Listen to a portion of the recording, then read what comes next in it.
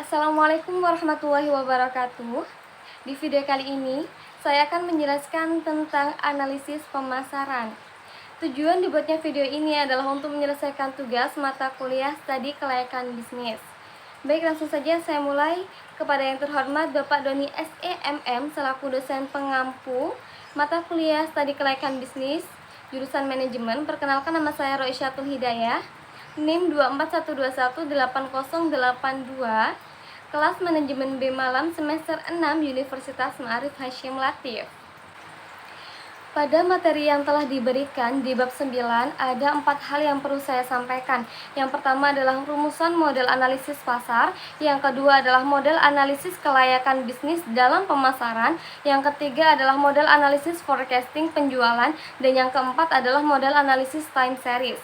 Baik, yang pertama adalah rumusan model analisis pasar. Di dalam rumusan model analisis pasar ada 3 hal yang saya jelaskan. Yang pertama adalah kerangka dasar analisis pasar, yang kedua adalah positioning, dan yang ketiga adalah merek. Yang pertama, kerangka dasar analisis pasar. Di dalam kerangka dasar analisis pasar ini terdapat informasi dan pasar. Pasar sendiri memiliki arti yaitu tempat terjadinya transaksi jual beli yang dilakukan oleh penjual dan pembeli pada waktu tertentu dan tempat tertentu.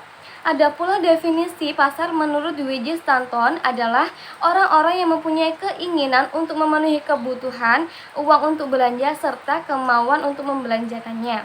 Dan pada umumnya, pasar adalah transaksi jual beli yang melibatkan produk barang atau jasa dengan uang sebagai alat pembayaran transaksi yang sah dan disetujui oleh kedua belah pihak yang bertransaksi.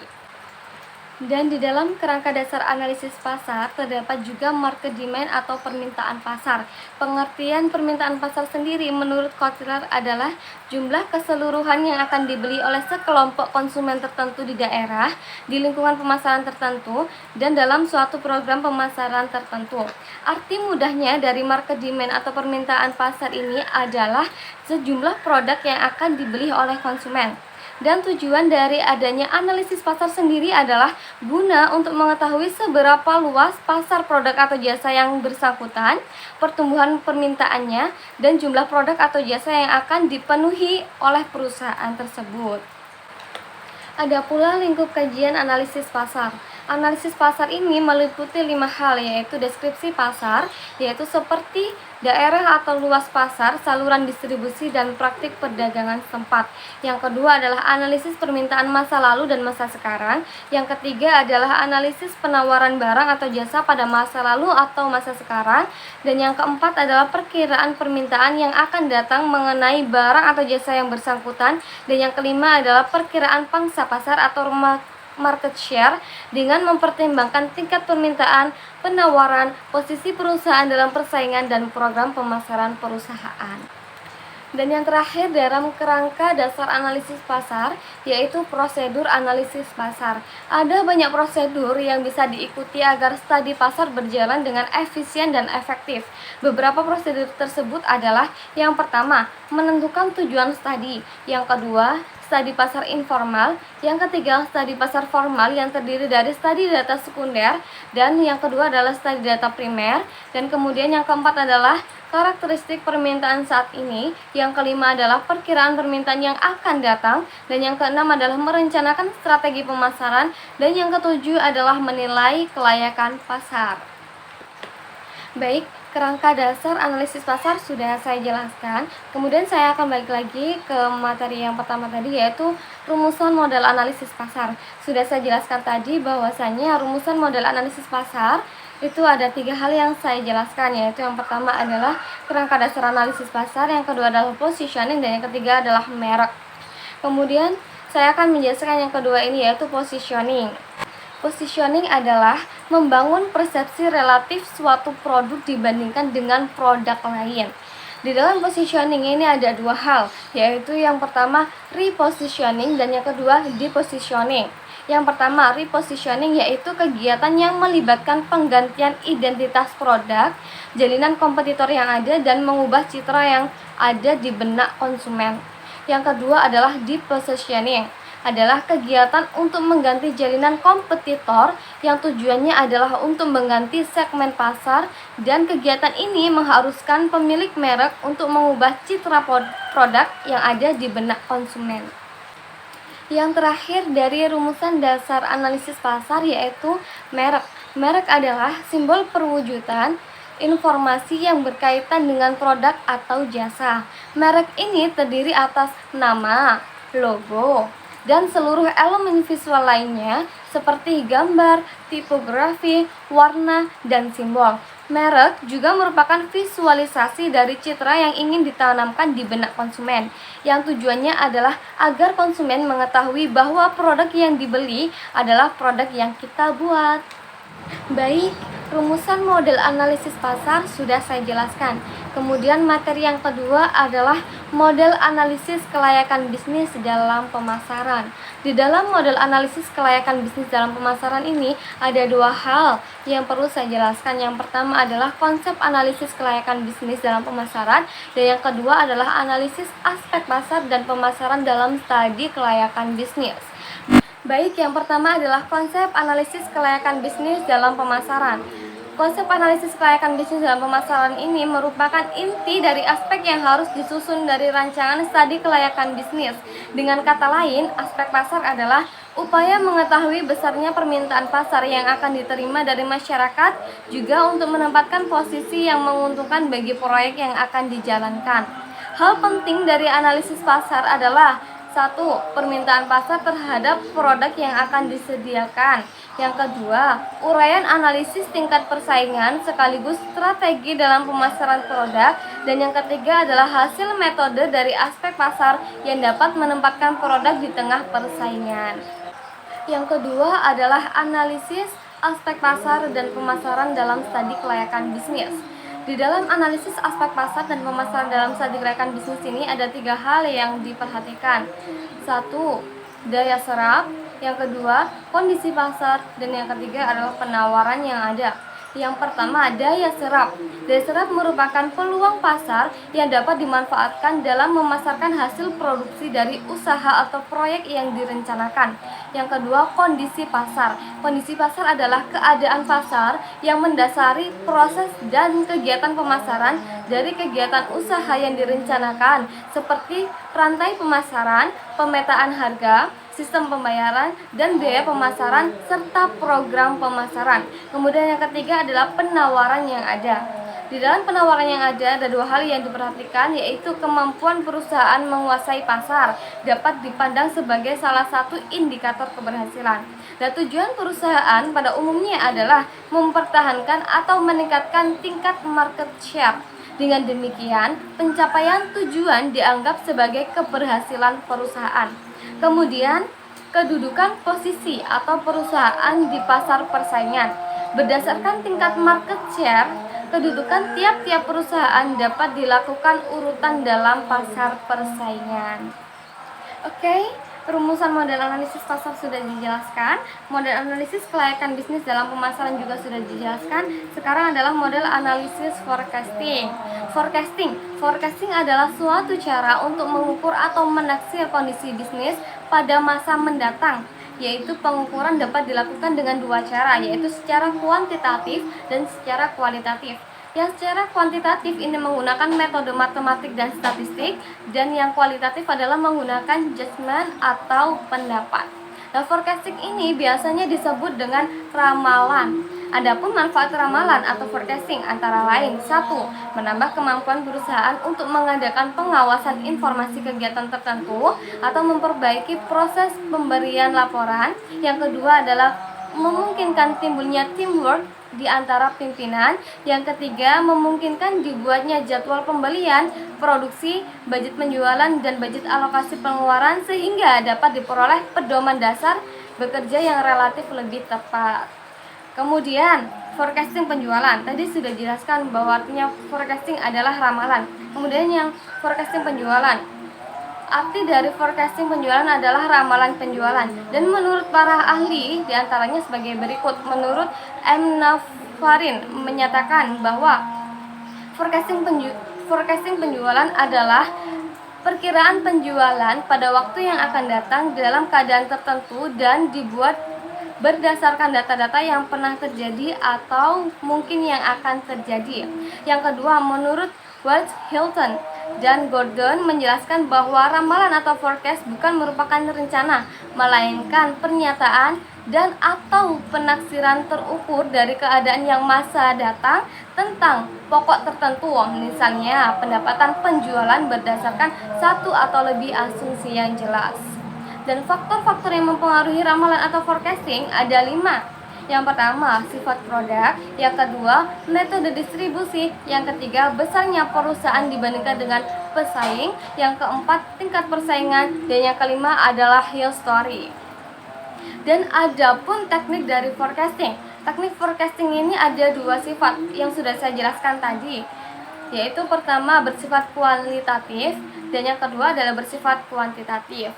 Dan secara garis besarnya di sini adalah yang bersifat kualitatif, yaitu cara penaksiran yang menitik beratkan pada pendapat seseorang. Dan cara penaksiran semacam ini mempunyai kelemahan yang menonjol, yaitu pendapat seseorang sering diwarnai oleh hal-hal yang bersifat objektif. Dengan demikian, ketepatan hasil taksiran menjadi diragukan. Kemudian yang kedua adalah bersifat kuantitatif, yaitu cara penaksiran yang menitik beratkan pada perhitungan angka yang menggunakan berbagai metode statistik. Jadi, perbedaan dari sifat kualitatif dan kuantitatif, ya ini kalau kualitatif berdasarkan pendapat seseorang dan kuantitatif yaitu berdasarkan pada angka. Nah, kemudian cara peramalan atau penafsiran yang bersifat kuantitatif ini semacam ini diharapkan dapat menghilangkan unsur-unsur subjektif seseorang sehingga hasil taksirannya lebih dapat dipertanggungjawabkan. Jadi lebih efektif yang kuantitatif. Baik, dari 4 materi sudah dijelaskan 3 materi ya, sekarang kurang 1 materi terakhir yaitu analisis time series. Time series pada dasarnya digunakan untuk melakukan analisis data yang mempertimbangkan pengaruh waktu. Data-data dikumpulkan secara periodik berdasarkan urutan waktu, baik dalam jam, hari, bulan, kuartal, maupun tahun. Selain itu, analisis time series juga bisa digunakan untuk peramalan data beberapa periode ke depan yang sangat membantu dalam menyusun perencanaan ke depan. Data time series terdapat dalam berbagai bidang ekonomi, data penjualan setiap hari, keuntungan perusahaan dalam setiap tahun, dan total nilai ekspor dalam setiap bulan. Adapun faktor-faktor yang mempengaruhi data time series. Ada 4 faktor yang mempengaruhi time series, yaitu 1. Tren, 2. Variasi musiman, yang ketiga adalah variasi siklis, dan yang keempat adalah variasi random. Yang pertama, tren.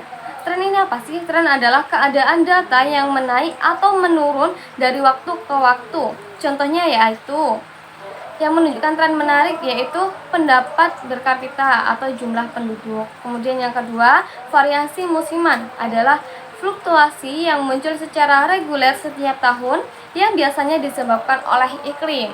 Kebiasaan mempunyai pola tetap dari waktu ke waktu. Contohnya yaitu seperti penjualan pakaian akan meningkat pada hari raya, penjualan buku dan tas seolah akan meningkat pada waktu sekolah. Itu contoh dari variasi musiman. Kemudian yang ketiga adalah variasi siklis. Muncul ketika data dipengaruhi oleh fluktuasi ekonomi pada jangka panjang. Variasi siklis ini bisa terulang setelah jangka waktu tertentu.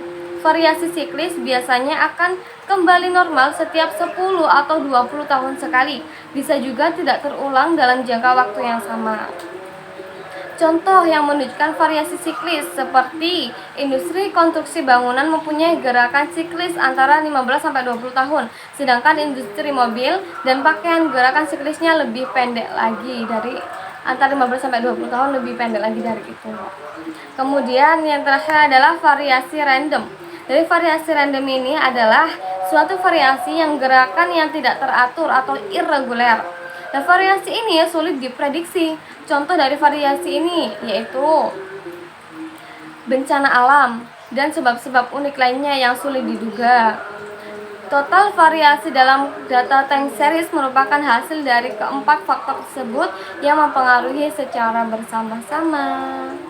Oke, alhamdulillahirrahmanirrahim. Dari keempat materi yang ada di bab 9 sudah terjelaskan semua. Dari bab yang 9 ini ada 4 materi, yaitu rumusan model analisis pasar, 2 model analisis kelayakan bisnis dalam pemasaran, ketiga model analisis forecasting penjualan, dan yang keempat adalah model analisis time series. Dari keempat materi ini sudah terjelaskan semua.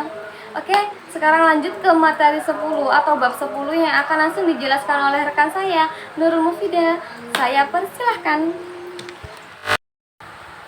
Assalamualaikum warahmatullahi wabarakatuh. Perkenalkan, nama saya Nufida dari Mahasiswi Manajemen Simulatif semester 6 di Malang, NIM 24121818. Saya di sini akan menjelaskan tentang analisis kelayakan aspek teknik produksi dan teknologi. Materi yang akan saya jelaskan ada 1. Studi kelayakan bisnis pada aspek teknik dan teknologi. 2. Penentuan kapasitas produksi. 3. Pengawasan kualitas produk dalam bentuk barang atau jasa. 1. Studi kelayakan bisnis pada aspek teknik dan teknologi. Pengertian studi kelayakan bisnis aspek teknik dan teknologi. Aspek teknis dan teknologi merupakan aspek yang berkenaan dengan proses pembangunan proyek secara teknis, teknologi, dan pengoperasiannya setelah proyek tersebut selesai dibangun. Pemilihan terhadap jenis teknologi yang digunakan juga perlu dijelaskan, baik jumlah dan ukuran serta alasan dalam pemilihan dihubungkan dengan masalah yang dihadapi setelah investasi lainnya. Pengajian aspek-aspek teknik meliputi penentuan letak geografis lokasi, mencari dan memilih teknologi proses produksi, menentukan kapasitas produksi, dana atau tata letak instalasi, dan bangunan instalasi atau plan building. 2. Tujuan studi kelayakan bisnis aspek teknik dan teknologi. Tujuan studi kelayakan bisnis aspek teknik dan teknologi adalah memastikan secara teknis dan pilihan teknologi tertentu, rencana bisnis dapat dilaksanakan secara layak atau tidak layak, baik pada saat pembangunan proyek maupun operasional rutin. Beberapa hal yang akan dicapai perusahaan dalam penilaian aspek teknik dan teknologi yaitu: A. Menentukan lokasi yang tepat, baik untuk lokasi pabrik, gudang, cabang, maupun kantor pusat. B. Menentukan layout yang sesuai dengan proses produksi yang dipilih sehingga dapat memberikan efisiensi. C. Menentukan teknologi yang paling tepat dalam menjalankan produksinya. D. Menentukan metode persediaan yang paling baik untuk dijalankan sesuai dengan bidang usahanya. E. Menentukan kualitas tenaga kerja yang dibutuhkan sekarang dan masa yang akan datang. 3. Penentuan strategi produksi dan perencanaan produk. A. Strategi produksi dan perencanaan produk. B.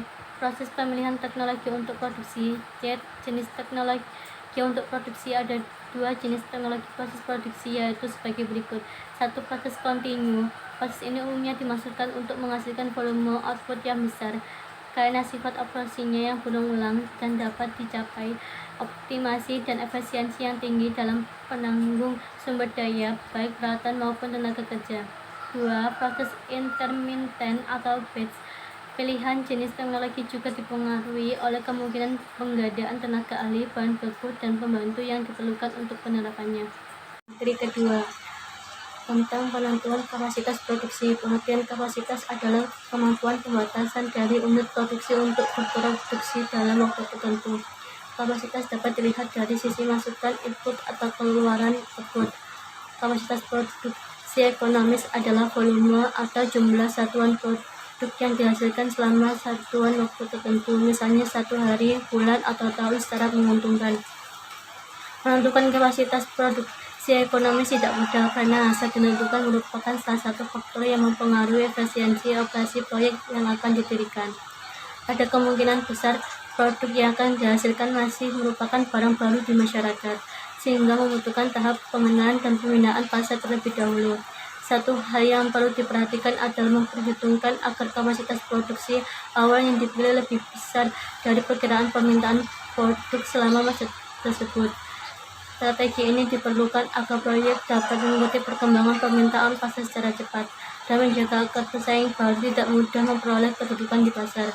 Untuk menjaga agar proyek tidak merugi karena strategi ini, sebaiknya diperhitungkan agar jumlah kelebihan kapasitas produksi masih di bawah tingkat titik impas atau break-even point proyek yang direncanakan. 1. Lokasi usaha dan layout.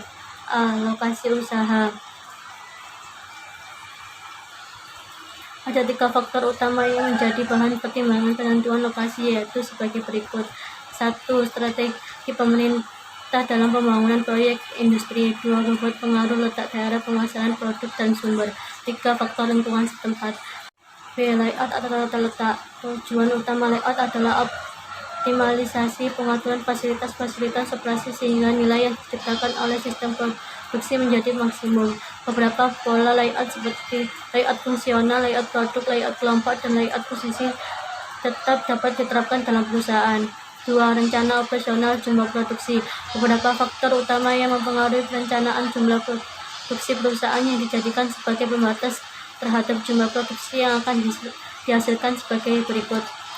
A. Permintaan. B. Kapasitas. C. Suplai bahan. D. Modal kerja. 3. Rencana pengendalian persediaan bahan baku dan bahan jadi. Manajemen persediaan penting untuk dikaji dalam hal berikut. A. Penentuan jumlah order, seperti stok, inventory system. 4. Bahan baku, pembantu, dan pendukung lainnya. A. Penyediaan bahan baku. B. Bahan baku dan pembantu. C. Bahan pendukung operasional. 5. Desain tata letak dan kebutuhan ruang pabrik, bangunan produksi yang dibutuhkan yang cukup luas, mudah dibersihkan, ventilasi dan penerangan cukup, dan tersedia perlengkapan P3K. Nanti dibuat dari bahan yang kuat, rata, dan kedap air. Misalnya keramik. Dinding ruang produksi dibuat dari bahan yang kuat, rata, halus, dan berwarna terang.